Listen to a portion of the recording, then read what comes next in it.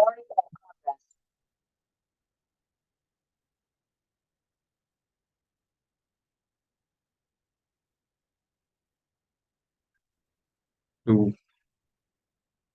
One.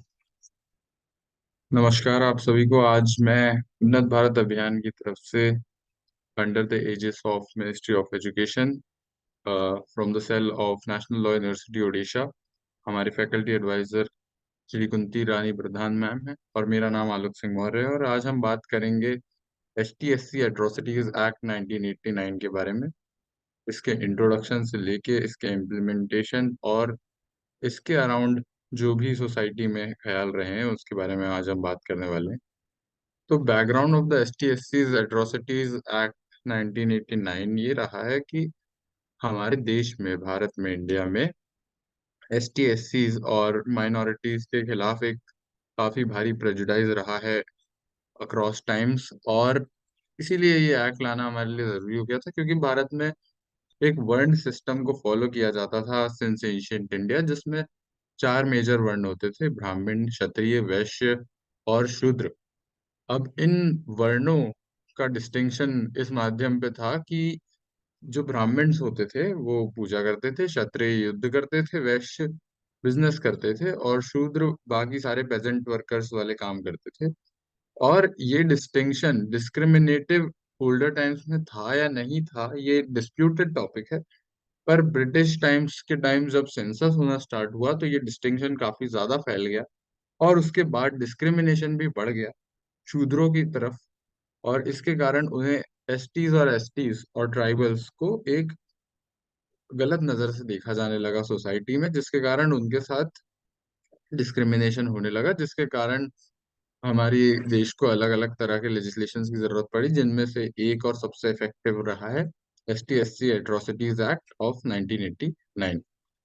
अब इस act का पर्पस क्या है? इस एक्ट का पर्पस है article 17 of the Indian constitution, जिसका कहना है untouchability and all similar practices are forbidden, and the enforcement of any disability rising out of untouchability shall be an offense punishable in accordance with law। तो इस act का purpose है article 17 के purpose को पूरा करना और अनटचेबिलिटी को इस देश की जड़ों से खत्म करना। अब इस एक्ट के मेजर चीजों के बारे में हम बात करेंगे। The act is the main piece of legislation intended to stop crimes against scheduled caste, scheduled tribes from happening. The act mandates establishment of special court and exclusive special courts for purpose of trying those accused of committing such atrocities। अब क्योंकि इन मामलों में तेजी से न्याय की आवश्यकता काफी ज्यादा है, इसलिए ये एक्ट मैंडेट करता है कि स्पेशल कोर्ट्स और एक्सक्लूसिव स्पेशल कोर्ट्स स्टैब्लिश किए जाएं, जिससे कि इसके मैटर्स का जल्दी निवारण हो और न्याय आसानी से मिल सके एस टी एस टीज को, क्योंकि इन क्राइम्स की संख्या काफी ज्यादा है इस देश में। According to the act, money is given for their cost free rehabilitation, travel, maintenance को costs, and officers are given authority to make sure that the law is properly applied।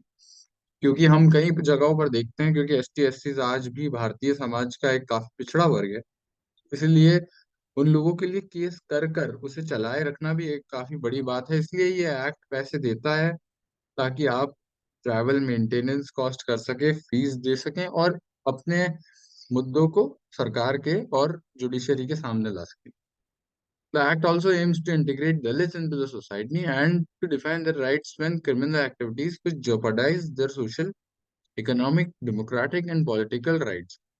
क्योंकि दलितों को इस समाज से इतना दूर रखा गया है हमेशा और उनके साथ ये क्राइम्स किए जाते हैं, इसलिए इस एक्ट का मेन टारगेट है दलितों का इंक्लूजन सोसाइटी में और ऐसी क्रिमिनल एक्टिविटी को रोकना जो कि उनके सोशल, इकोनॉमिक और डेमोक्रेटिक पॉलिटिकल राइट्स का इंफ्रिंजमेंट करे।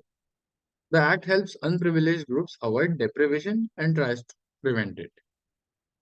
नाउ द थ्री कैटेगरीज, तीन कैटेगरी जिसमें ये एक्ट डील करता वो ये है। द पहली कैटेगरी ये है, first category includes provisions that deal with criminal law. This category includes a number of offenses and broadens the definition of numerous punishment categories mentioned in the Indian Criminal Code। जो पहली category है इस कानून की, वो criminal law से deal करती है और जो क्रिमिनल ऑफेंसेस लोगों के खिलाफ हो सकते हैं उनसे डील करती है। Atrocity victims in the second category are entitled to assistant and restitution. जैसा कि मैं आपको पहले बता चुका हूँ और कॉमन नॉलेज है कि ST SCs आज भी एक पिछड़ा वर्ग है, इसलिए इस तरह के क्रिमिनल मैटर्स में लेजिस्लेशन और लिटिगेशंस को मेंटेन रखने के लिए आपको एक तरह की रेगुलेटरी असिस्टेंस की जरूरत है, जिससे कि ST SCs में वो जज्बा आए कि वो इन कानूनी कार्रवाइयों में साथ दे पाए और ऐसी लिटिगेशंस को कंटिन्यू रख पाए। इस ये सेकंड कैटेगरी है जिसमें ये एक्ट डील करता है। Thirdly, the act creates unique authorities to carry out and enforce it. अब नॉर्मली सोसाइटी में जो अथॉरिटीज होती हैं, पुलिस और बाकी सरकारी अथॉरिटीज, ये लोग भी they comprise of a large section, जो कि जनरल वर्ग से आ सकता है या उच्च वर्ग से आ सकता है। और पूरे देश में नहीं, पर कुछ पार्ट्स ऑफ द कंट्रीज में ऐसा हो सकता है कि ये जो normal day to day authorities हैं, ये ST SCs की बातों को वो इफेक्ट ना दे पाए। और इसीलिए इस एक्ट की तीसरी कैटेगरी ये है कि ये यूनिक अथॉरिटीज बनाता है, ताकि इस एक्ट की सारी कंडीशंस को अच्छे से यूज करा जा सके। Now the acts deemed as offences. अब इस एक्ट में कैसे क्या चीजें हो सकती हैं जिन्हें कि ऑफेंस माना जाता है, जिन्हें कि क्राइम माना जाता है। अक्सर गांव में और पिछड़े इलाकों में ऐसी चीजें होती हैं जो कि हम नॉर्मली अर्बन जगहों पर नहीं देखेंगे, पर वो एक नॉर्मल ह्यूमन की डिग्निटी के लिए काफी खराब है, और वैसे कुछ एक्ट इसमें शामिल किए गए हैं। Examples like garlanding with footwear, forcing others to dispose of or carry dead human or animal bodies, or to do manual scavenging, abusing SC by caste name publicly, disrespecting any deceased individual held in high esteem, and imposing और threatening a social और economic boycott। अब इसमें से दो चीजें काफी ज्यादा देखी गई हैं, जो कि है मैनुअल स्केवेंजिंग और इकोनॉमिक बॉयकॉट। मैनुअल स्केवेंजिंग एक काफी प्रेवलेंट प्रैक्टिस थी, जिसमें पिछड़े वर्ग के लोगों को जबरदस्ती ह्यूमन वेस्ट को साफ करने का काम करना पड़ता था without their will, because of economic purposes. और यहीं पर बात आती है इकोनॉमिक बॉयकॉट कि कई समाजों में, कई पिछड़े वर्गों में ऐसा होता है कि to make sure that ST SC पिछड़ा वर्ग ही रहे, कुछ अपर कास्ट ऐसा कर सकती हैं कुछ पार्ट्स ऑफ द कंट्री में कि वो एक सोशल और इकोनॉमिक बॉयकॉट लगा देती हैं लोअर कास्ट पे, जो कि पहले भी काफी देखा जा सकता था। जैसे हिस्टोरिकल एग्जाम्पल रहे हैं कि पहले दलितों के लिए और ST SCs के लिए कुएं अलग होते थे, खेत अलग होते थे, मंदिर अलग होते थे, और ये एक तरह का सोशल बॉयकॉट। और इन लोगों के लिए दुकानें अलग होती थी, इन लोगों को नॉन जनरल पॉपुलेशन की दुकानों में आने नहीं दिया जाता था। ये एक तरह का इकोनॉमिक बॉयकॉट था, इनके रोजगार की संभावनाएं कम हो जाती थी इससे। ये इकोनॉमिक बॉयकॉट के एग्जांपल्स हैं, और ये सारे एक्ट आज के टाइम में because of ST SCs atrocities act 1989 एक तरह का ऑफेंस। और बाकी ऑफेंसेस जो यूजुअली हम बात करते हैं वो होते हैं जो general population ST SC population पर इन्फ्लिक्ट कर सकती है, पर कुछ ऐसे ऑफेंसेस भी हैं जो ST SC पॉपुलेशन पे भी लगाए जा सकते हैं for infringement, such as using common property resources, entering any place of worship that is open to public, and entering in education और हेल्थ इंस्टीट्यूशंस। अगर ST SCs भी अपने दूसरे साथियों पर इस तरह के वो लगाएं स्टॉपेजेस, तो इनमें उन्हें भी ऑफेंडर घोषित किया जा सकता है। इम्प्लीमेंटेशन ऑफ द एक्ट का तरीके क्या है? Provisions that guarantee victims of atrocities related to proper services including legal aid so they can seek redress. तो लीगल एड यहाँ पर एक काफी इंपॉर्टेंट मुद्दा बन जाता है, क्योंकि लीगल एड जो होती है वो जा पाती है छोटे छोटे पिछड़े वर्गों तक इस देश के, जिससे कि ये सारी एट्रोसिटीज बाहर आती हैं और उन लोगों को फ्री सहायता मिलती है इस तरह के क्राइम्स से डील करने के लिए। Provisions must be made for paying witness travels and living costs, including those of atrocity victims, in the event of an investigation or trial involving an offense under this act. तो because of the economic backwardness, witnesses के travel और living cost के provisions भी बनाए जाए ताकि litigation sustain कर पाए। rehabilitative procedures for atrocity victims, including financial and social support। Rehabilitative procedures बहुत जरूरी है, क्योंकि इन लोगों पर जिस तरह के ऑफेंस करे जा रहे हैं वो एक काफी ज्यादा बड़ा सोशल स्टिग्मा क्रिएट करते हैं इनके मन में और आसपास की सोसाइटी के मन में, जिसके कारण उन्हें वापस सही कंडीशन में लाना बहुत जरूरी हो जाता है। An officer is appointed to initiate prosecutions for violating the provisions of the act or exercise supervisions over those prosecutions।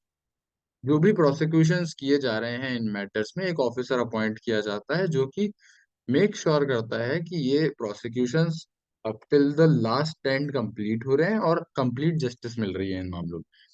The setting up of committees at appropriate levels to assist the state government in formulating or implementing such measures as deemed appropriate by that government।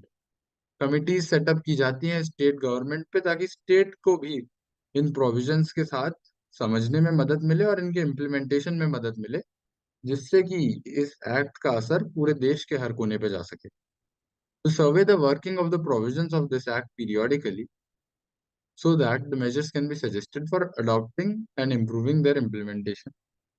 इस act के pages में जितने काम हो रहे हैं उनका periodically assessment हो, ताकि कोई भी चीज अगर सही करनी हो तो उसके सजेशंस दिए जा सके। Adoptions of measure to ensure the safety of those from scheduled castes and scheduled tribes will likely to be subjected to atrocities in specific areas। अब कुछ एरिया होते हैं जहाँ पे पिछड़े वर्ग को काफी ज्यादा नुकसान दिए जाते हैं, ऐसे एरियाज को पहले ही क्वालिफाई कर लिया जाए और इनमें मेजर्स लिए जाएं ताकि एसटीज एंड एसटीज की सेफ्टी को बरकरार रखा जा सके।